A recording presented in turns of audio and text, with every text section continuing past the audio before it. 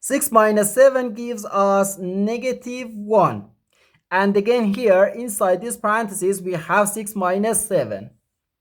Okay, so negative 1 times negative 1. Here we have a multiplication, because in mathematics when a number is placed next to parentheses it means multiplication, and we usually don't write the multiplication sign for brevity.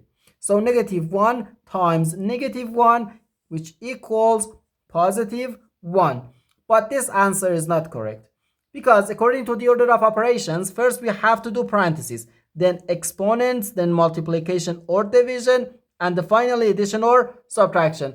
Remember that multiplication and division have equal priority and we have to work from left to right. And the same applies to addition and subtraction. So here, first we have to do this parentheses, then this multiplication, and finally this subtraction. If we do this subtraction before this multiplication or this parenthesis, it is wrong.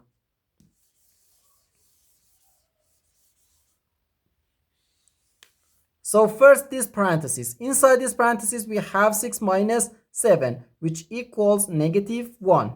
So 6 minus 7 times negative 1. Now we have one subtraction and one multiplication.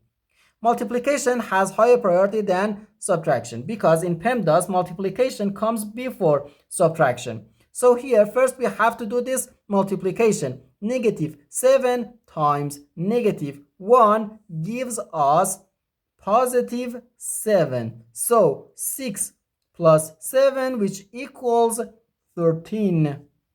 And this is our final answer to this problem. The correct answer is 13.